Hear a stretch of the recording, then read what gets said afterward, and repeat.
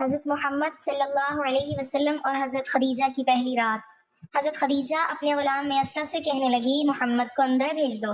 حضور صلی اللہ علیہ وسلم شرماتے ہوئے اندر آئے اور نظریں جھکا کر کھڑے ہو گئے۔ خدیجہ نے پہلی بار محمد کا چہرہ دیکھا تو بسم اللہ الرحمن الرحیم۔ حضرت خدیجہ عام طور پر رات کی تاریکی میں اپنی سہیلیوں کے ہمراہ کعبہ کا طواف کرنے کے لیے جاتی تھیں۔ ایک رات کو جب طواف کعبہ کے لیے گئی تھیں، طواف بجا لانے کے بعد کعبہ کے دروازے کے سامنے کھڑی ہو کر اپنے پروردگار سے راز و نیاز کرنے میں مشغول ہوئیں اور نصف شب کو گھر لوٹیں۔ بستر پر لیٹتے ہی آپ سو گئیں اور آپ نے خواب میں سورج کو انسان کی شکل میں دیکھا کہ مکہ کے آسمان سے طلوع ہو کر رفتہ رفتہ اس کے گھر کی طرف آ رہا ہے۔ جب سورج ان کے گھر میں پہنچا تو وہاں پر رک کر اس نے تمام دنیا میں نور پھیلا دیا اور لوگ جوک در جوک اس سورج کو دیکھنے کے لیے ان کے گھر آ رہے تھے۔ آپ بیدار ہوئیں تو دوبارہ نیند ہی نہ آئی، کیونکہ آپ جانتی تھی کہ یہ کوئی عام خواب نہیں ہے۔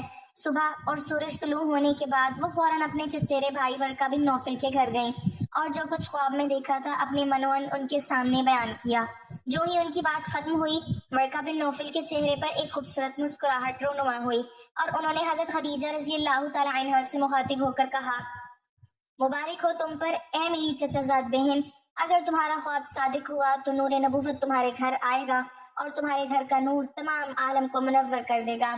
ناظرین گرامی، حضرت خدیجہ کے چچیرے بھائی ورقہ بن نوفل بن اسد اپنے زمانہ میں جزیرۃ العرب کے ایک مشہور دانشور اور خدا پرست راہب تھے۔ ان کو آسمانی کتابوں کے بارے میں کافی علم تھا اور عربستان میں دوران جاہلیت کے 4 مشہور عابدوں میں سے ایک شمار ہوتے تھے۔ آپ لوگوں کو آخری نبی کی نشانیاں بتایا کرتے تھے اور یہ بھی بتاتے کہ ان کی بعثت کا وقت قریب ہے۔ حضرت خدیجہ رضی اللہ تعالی عنہا گہری سوچ میں پڑ گئیں تو نور نبوت کیسے ان کے گھر آئے گا اور ان کے گھر کیسے تمام دنیا کے لیے نور کا مرکز بنے گا۔ حضرت خدیجہ رضی اللہ تعالی عنہا ایک مدت تک اس خواب کے بارے میں غور و فکر میں مشغول تھیں اور اس کی تعبیر کا انتظار کر رہی تھیں۔ مکہ کی عورتیں ایک رسم کے مطابق قدیم زمانے سے ہر سال ماہ رجب کی ایک رات کو کعبہ کے پاس جمع ہوتی تھیں اور جشن و سرور کی ایک محفل منعقد کرتی تھیں، اور اس محفل میں اہل کتاب میں سے ایک دانشور کو تقریر کی دعوت دی جاتی تھی۔ ایک رات کو ایسی ہی ایک محفل منعقد ہو رہی تھی۔ جب حضرت خدیجہ اس محفل میں پہنچی، اس وقت ایک یہودی عالم نے تازہ اپنی تقریر شروع کی تھی۔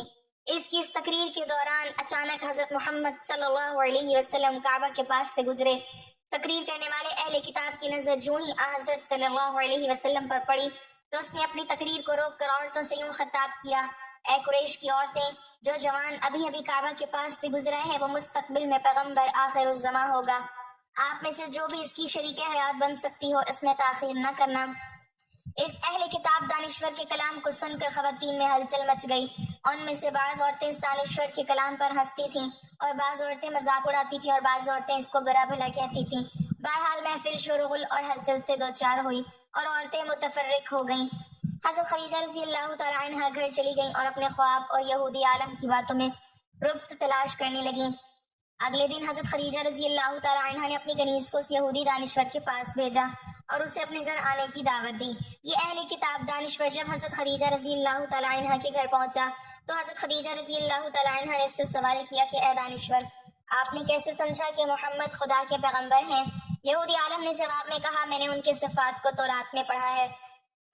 تورات میں آیا ہے کہ پیغمبر آخر الزمان کے ماں باپ ان کے بچپن میں دنیا سے چلے جائیں گے، ان کی کفالت پرورش اور حفاظت ان کے جد کریں گے اور وہ قریش کی خاتون سے شادی کریں گے جو اپنی قوم کی عظیم خاتون ہوں گی اور اپنے قبیلہ میں امیر اور صاحب تدبیر ہوں گی۔ اس کے بعد اس یہودی دانشور نے حضرت خدیجہ رضی اللہ تعالی عنہا سے مخاطب ہو کر کہا، اے خدیجہ، میری اس بات کو اپنے پاس محفوظ رکھنا اور اسے فراموش نہ کرنا۔ اس کے بعد اس دانشور نے حضرت صلی اللہ علیہ وسلم کی عظمت و جلال کے بارے میں چند اشعار پڑھے اور واپس جاتے وقت حضرت خدیجہ رضی اللہ تعالی عنہا سے مخاطب ہو کر کہا، کوشش کرنا کہ محمد کو نہ کھو دینا، ان کے ساتھ شادی کرنے میں دنیا اور آخرت کی سعادت ہے۔ حبیب اللہ سرور کائنات احمد مجتبیٰ حضرت محمد صلی اللہ علیہ وسلم 25 برس کے ہوئے تو خشک سالی نے مکہ کو گھیر لیا، تو ابو طالب نے حضرت محمد صلی اللہ علیہ وسلم سے مخاطب ہو کر کہا، اے میرے بھتیجے، ہم سخت حالات سے دوچار ہیں، میں بھی بوڑھا اور تنگ دست ہو چکا ہوں اور زندگی کے آخری ایام گزار رہا ہوں۔ میری تمنا ہے کہ میں مرنے سے پہلے آپ کے لیے ایک شریک حیات کو منتخب کروں تاکہ آپ شادی کریں اور میں بھی اطمینان و سکون کے ساتھ اس دنیا کو وداع کر جاؤں۔ لیکن مالی مشکلات میری اس تمنا کو عملی جامہ پہنانے میں رکاوٹ بنی ہوئی ہیں اور آپ کے مستقبل میں فکر مند ہوں۔ جناب ابو طالب نے اپنی بات کو جاری رکھتے ہوئے فرمایا، اے محمد، قریش کا تجارتی کاروان عنقریب تشکیل پا کر شام جا رہا ہے۔ خدیجہ بنت خویلد ہماری رشتہ دار ہیں اور کافی دولت مند ہیں۔ مکہ کے بہت سے لوگوں نے ان سے مال اور سرمایہ قرض کے طور پر لیا ہے اور ان کے مال سے تجارت کرتے ہیں۔ اگر آپ خدیجہ کے پاس جائیں گے تو مجھے یقین ہے کہ وہ آپ کو کافی مال دیں گی۔ اس سرمایہ سے مال خرید کر قریش کے کاروان کے ہمراہ آپ شام چلے جائیں گے۔ شاید اس تجارت کے نتیجے میں آپ کو کوئی نفع مل جائے اور خداوند ہماری زندگی کی بعض مشکلات کو حل کر دیں۔ دوسری طرف حضرت خدیجہ بنت خویلد کے پاس رسول اللہ صلی اللہ علیہ وسلم کی صداقت و امانت کی خبریں متواتر پہنچ رہی تھیں۔ ابھی چچا ابو طالب کے ساتھ رسول اللہ کی باتیں جاری تھیں کہ حضرت خدیجہ کے غلام یہ پیغام لے کر آئے کہ خدیجہ آپ کو اپنا مال دے کر تجارت کے لیے شام بھیجنا چاہتی ہیں، اور وہ فرماتی ہیں کہ جتنا معاوضہ وہ دوسروں کو دیتی ہیں آپ کو اس سے دگنا دیں گی۔ اس پر ابو طالب نے آپ کو کہا کہ یہ وہ رزق ہے جو اللہ نے تمہاری جانب کھینچ کر بھیجا ہے۔ اس کے بعد آپ صلی اللہ علیہ وسلم قافلے کے ساتھ شام کی طرف روانہ ہوئے۔ آپ کے ہمراہ حضرت خدیجہ کا غلام میسرہ بھی تھا۔ جب قافلہ شام کے شہر بصرہ میں پہنچا تو وہاں نستورہ راہب نے آپ صلی اللہ علیہ وسلم میں نبوت کی علامات پہچان کر آپ کے نبی آخر الزماں ہونے کی پیشن گوئی کی۔ دوسرا اہم واقعہ یہ پیش آیا کہ جب آپ نے تجارتی سامان فروخت کر لیا تو ایک شخص سے کچھ بات چیت بڑھ گئی۔ اس نے کہا کہ لات عزیٰ کی قسم اٹھاؤ، تو حضرت صلی اللہ علیہ وسلم نے فرمایا کہ میں نے کبھی ان دونوں کی قسم نہیں کھائی، میں تو ان کے پاس سے گزرتے ہوئے ان سے منہ موڑ لیتا ہوں۔ اس شخص نے یہ بات سن کر کہا، حق بات تو وہی ہے جو تم نے کہی۔ پھر اس شخص نے میسرہ سے مخاطب ہو کر کہا، خدا کی قسم یہ تو وہی نبی ہے جس کی صفات ہمارے علماء کتابوں میں لکھی ہوئی ہیں۔ تیسرا واقعہ یہ پیش آیا کہ میسرہ نے خود دیکھا کہ جب تیز گرمی ہوتی ہے تو بادل نبی اکرم صلی اللہ علیہ وسلم کے اوپر سایہ کر رہے ہوتے ہیں۔ یہ سب کچھ دیکھ کر میسرہ تو آپ صلی اللہ علیہ وسلم سے بہت ہی زیادہ متاثر تھا۔ واپسی میں دوپہر کے وقت جب واپس پہنچے تو حضرت خدیجہ نے اپنے بالا خانے میں بیٹھے بیٹھے دیکھا کہ نبی اکرم اونٹ پر بیٹھے اس طرح تشریف لا رہے ہیں کہ بادل نے صرف آپ پر سایہ کیا ہوا تھا۔ حضرت خدیجہ رضی اللہ تعالیٰ عنہ اور ان کے ساتھ بیٹھی ہوئی عورتوں نے یہ منظر دیکھ کر بہت تعجب کیا۔ قافلہ رکا تو میسرہ حضرت خدیجہ رضی اللہ تعالیٰ عنہ سے ملنے گیا اور سارے سفر کی روداد سنائی۔ حضرت خدیجہ رضی اللہ تعالیٰ عنہ جو رسول اللہ صلی اللہ علیہ وسلم سے پہلے ہی متاثر تھی، وہ سفر کے واقعات سن کر آپ کی گرویدہ ہو گئیں، بلکہ ان کا رسول اللہ کو تجارتی سفر پر بھیجنے کا مقصد بھی یہی تھا کہ کسی طرح حضور اکرم سے ملاقات ہو سکے۔ چنانچہ میسرہ کو کہا گیا کہ اب محمد کو بھیجو تاکہ میں ان سے تجارت کا حساب لے سکوں۔ نبی رحمت صلی اللہ علیہ وسلم جب حضرت خدیجہ کے پاس آئے تو آپ کا یہ روشن چہرہ دیکھ کر حضرت خدیجہ دنگ رہ گئیں اور بے ہوشی کا عالم طاری ہو گیا۔ اسی دوران رسول اللہ صلی اللہ علیہ وسلم نے سارا حساب تجارت کیا اور واپس تشریف لے گئے۔ جب آپ صلی اللہ علیہ وسلم چلے گئے تو تب حضرت خدیجہ ہوش میں آئیں اور میسرہ سے پوچھا کہ محمد کدھر ہیں؟ میسرہ کہنے لگا کہ وہ تو آپ کو سارا حساب دے کر چلے گئے ہیں۔ خیر، حضرت خدیجہ رضی اللہ تعالیٰ عنہ نے اپنے مال میں ایسی امانت و برکت دیکھی جو اس سے پہلے کبھی نہ دیکھی تھی۔ مال کی خرید و فروخت کا حساب دیکھا تو منافع دگنے سے بھی زیادہ تھا۔ آپ نے فوری اپنے غلام میسرہ کو رسول اللہ صلی اللہ علیہ وسلم کے پیچھے بھگایا اور طے شدہ معاوضے سے بھی دگنا حضور صلی اللہ علیہ وسلم کو بھیج دیا۔ حضرت خدیجہ رضی اللہ تعالیٰ عنہ بہت زیادہ دور اندیش، مستقل مزاج، شریف، باعزت اور مالدار عورت تھی۔ انہوں نے آپ سے نکاح کا فیصلہ کر لیا اور اپنی سہیلی نفیسہ کے ہاتھ رسول اللہ کو نکاح کا پیغام بھجوا دیا۔ رسول اللہ صلی اللہ علیہ وسلم کی حضرت خدیجہ سے نکاح کے حوالے سے ایک پہلو ملحوظ رکھنا چاہیے، جس سے حضرت خدیجہ رضی اللہ تعالیٰ عنہ کی طہارت و نزاہت اور رسول اللہ صلی اللہ علیہ وسلم کے ساتھ نکاح میں رغبت کی وجہ آشکار ہو جاتی۔ چنانچہ بعض روایات سے یہ بات معلوم ہوتی ہے کہ حضرت خدیجہ رضی اللہ تعالیٰ عنہ کے چچا زاد برقہ بن نوفل جو زمانہ جاہلیت میں ہی نصرانیت قبول کر چکے تھے، وہ عبرانی زبان بھی جانتے تھے اور انجیل زبان بھی جانتے تھے، اور ان کو پڑھ کر اپنے اقربا کو اس کی روشنی میں وعظ و نصیحت بھی کرتے تھے اور ایک آخری نبی کے آنے کی بشارت بھی سناتے تھے۔ عمر کے اعتبار سے یہ بزرگ تھے اور حضرت خدیجہ رضی اللہ تعالیٰ عنہ کے یہ نسائے اور سچے نبی کی بشارت بہت شوق و رغبت سے سنتی تھیں۔ نیز یہ بھی سنتی تھی کہ اس نبی عظیم شان کی بعثت کا زمانہ قریب ہے، اور اس حوالے سے انہوں نے برقہ بن نوفل سے کافی کچھ سن رکھا تھا۔ چنانچہ رسول اللہ صلی اللہ علیہ وسلم کی صداقت و دیانت اور دیگر صفات کمال کا ذکر سنا اور برقہ بن نوفل کی بتلائی ہوئی بعض علامات نبوت آپ میں پائیں، تو انہوں نے اپنے غلام میسرہ کے ساتھ رسول اللہ صلی اللہ علیہ وسلم کو مال تجارت دے کر اسی لیے بھیجا کہ آپ کی تجارتی اور مالی معاملات اور سفر میں آپ کے اخلاقی عادات کا مزید مشاہدہ کر سکیں۔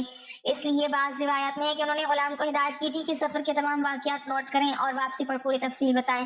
اسی ہدایت کی روشنی میں غلام نے آپ کی برکت وغیرہ کے حوالے سے جن کمالات کا مشاہدہ کیا تھا وہ سب تفصیل بتا دی تھی۔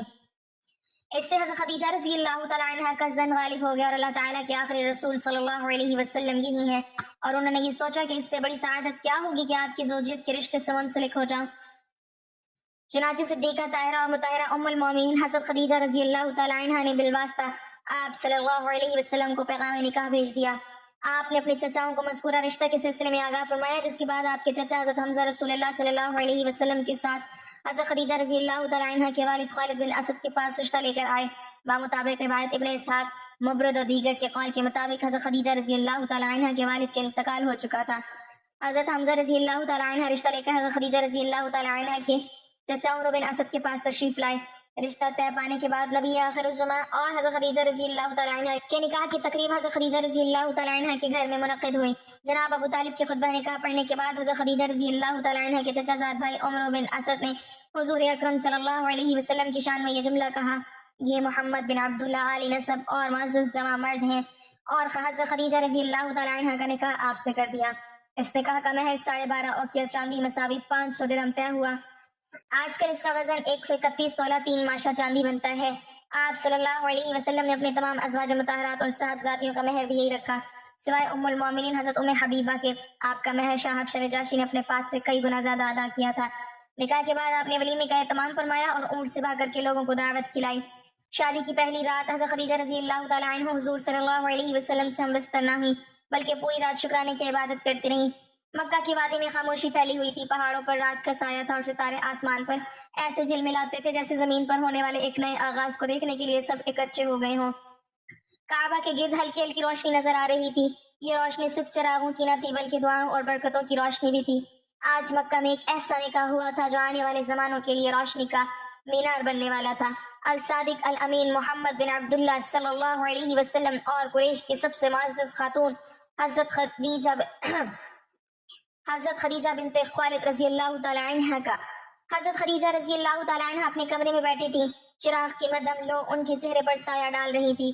وہ سوچ رہی تھی، زندگی نے مجھے سب کچھ دیا، دولت بھی، عزت بھی، شہرت بھی، لوگ مجھے مکہ کی سب سے کامیاب عورت کہتے ہیں، مگر آج دل کے اندر جو سکون ہے وہ پہلے کبھی نصیب نہیں ہوا۔ آج میرا دل مطمئن ہے کیونکہ اللہ نے مجھے محمد صلی اللہ علیہ وسلم کا ساتھ عطا کیا ہے۔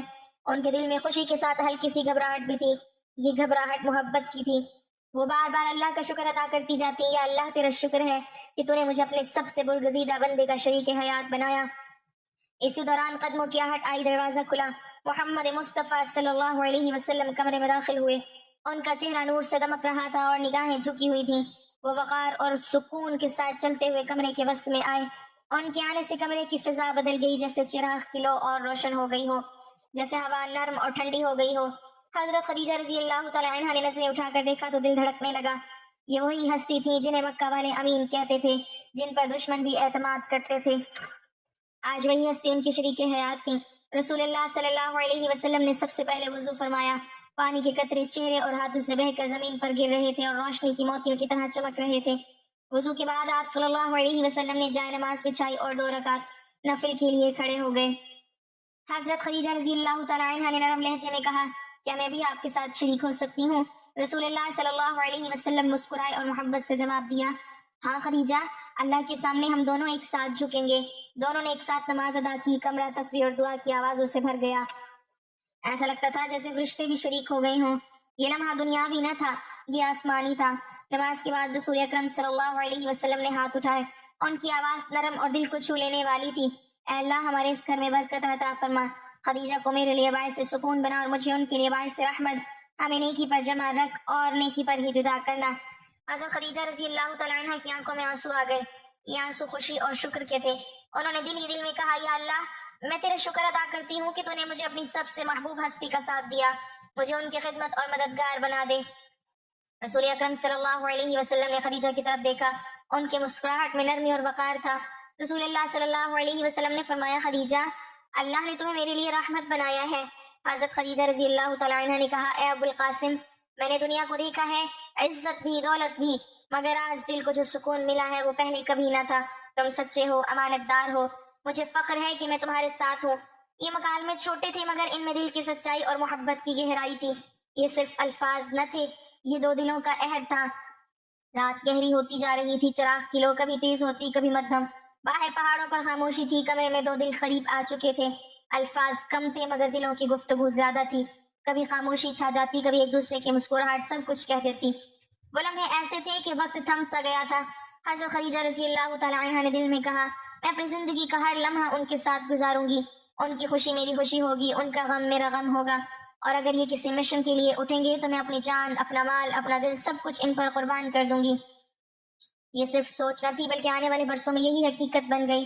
انہوں نے اپنی دولت اسلام پر قربان کی، اپنے سکون کو اللہ کے دین کے لیے وقف کیا، اور ہر مشکل میں نبی صلی اللہ علیہ وسلم کا سب سے پہلا سہارا بنی۔ اس رات کی خاموش دیواریں آنے والے وقت کی گواہ بن رہی تھیں۔ یہی گھر وہ مقام بنا جہاں پہلی وحی اتری تو حضور صلی اللہ علیہ وسلم کا دل لرز اٹھا، اور خدیجہ رضی اللہ تعالی عنہا نے انہیں اپنے سینے سے لگا کر تسلی دی۔ یہی وہ خاتون تھی جنہوں نے کہا تھا، خدا کی قسم اللہ آپ کو کبھی ضائع نہیں کرے گا۔ یہ پہلی رات محض ایک شادی کی رات نہ تھی، یہ ایک ایسی داستان کا آغاز تھی جس نے دنیا کی تاریخ بدلنی تھی۔ یوں وہ پہلی رات گزری، نہ کوئی شور، نہ کوئی دنیاوی جشن، صرف ایک چراغ جل رہا تھا، ایک کمرہ سکون میں ڈوبا تھا، اور دو دل ایک دوسرے کے قریب ہو کر اللہ کے حضور شکر بجا لائے تھے۔ یہ رات تھی روشنی کی رات، ایک ایسا آغاز جو آنے والے زمانوں میں محبت، قربانی، ایثار اور ایمان کا سب سے روشن باب بننے والا تھا۔ اللہ پاک ہمیں نیک اعمال کرنے کی توفیق عطا فرمائے اور ہمیں نیکوکاروں میں شامل کرے، آمین۔ ناظرین، کمنٹ باکس میں اللہ تعالیٰ کے 99 ناموں میں سے ایک نام ضرور ٹائپ کریں۔